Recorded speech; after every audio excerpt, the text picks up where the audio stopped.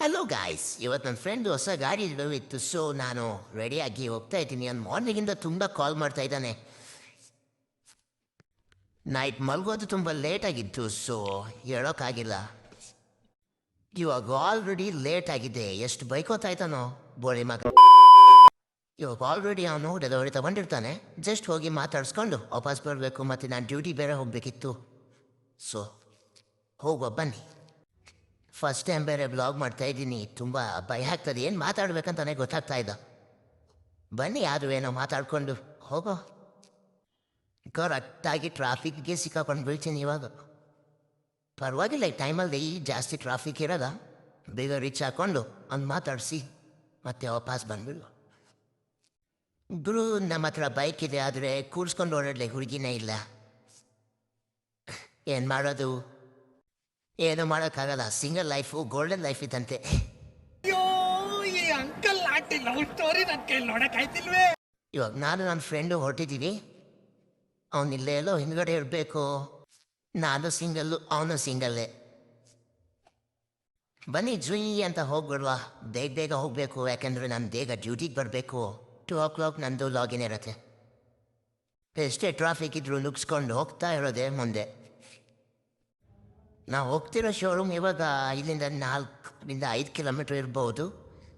ಸರಿಯಾಗಿ ಗೊತ್ತಿಲ್ಲ, ಬಟ್ ಹೋಗಬೇಕು. ಇವಾಗ ಏನು ಟ್ರಾಫಿಕ್ ಏನು ಇರಲ್ಲ. ಆದರೆ ಅಲ್ಲಿ ಮಾತಾಡಿಸ್ತಾ ಕೂತ್ಕೊಂಡ್ರೆ ಲೇಟ್ ಆಗತ್ತೆ. ಸೊ ಅದಕ್ಕೋಸ್ಕರ ಬೇಗನೆ ಹೊರಡಬೇಕು. ಬೇಗ ಹೊರಟು ಮತ್ತು ಟೆಂಪಲ್ಗೆ ಹೋಗಬೇಕು ಅಂತಾನೆ ಏನೋ ಗೊತ್ತಿಲ್ಲ.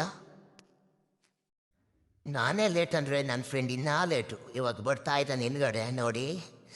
ಬಂದ ಇವನೇ ನನ್ನ ಫ್ರೆಂಡು.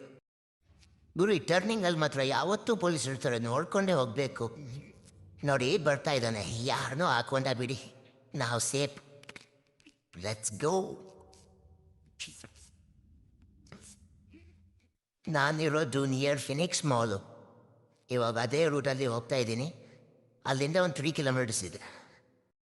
ಗುರು, ಇವತ್ತು ತುಂಬ ಬಿಸಿಲಿದೆ. ಪಾಪ ಜೊಮ್ಯಾಟೊದವ್ರು ಹೆಂಗೆ ಕೆಲಸ ಮಾಡ್ತಾರೋ. ಫೈನಲಿ ಈ ಲೊಕೇಶನ್ಗೆ ರೀಚ್ ಆದ್ವಿ. ನಮ್ಮ ಬಾಯ್ಸ್ ಎಲ್ಲ ಇಲ್ಲೇ ನಿಂತ್ಕೊಂಡಿದ್ದಾರೆ.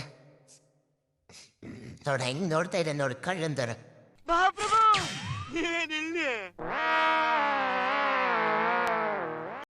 ಇವಾಗ ನಮ್ಮ ಬೈಕು ಅಂದರೆ ಬ್ರೋ ಇಲ್ಲೇ ಇದ್ದಾನೆ. ಇವನು ಮಾತಾಡ್ಸುವ ಬನ್ನಿ. ಬೈಕ್ ತಗೊಂಡಿದ್ದ ಖುಷಿಗೆ ಬೈಕಿಂದನೇ ಹಿಡಿತಾ ಇಲ್ಲ ನೋಡಿ ಇವನು.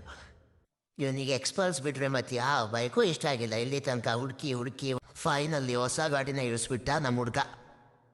ಮಾಡಿದ ಹುಡುಗಿನ ಕೇರ್ ಮಾಡ್ತಾನೆ ಇಲ್ಲೋ ಗೊತ್ತಿಲ್ಲ, ಬಟ್ ಗಾಡಿನ ಇವತ್ತಿದ್ದಾನೆ ಕೇರ್ ಮಾಡ್ತಿದ್ದಾನೆ. ನೋಡಿ ಹೆಂಗೆ ಮಾಡ್ತಾವನಂತ.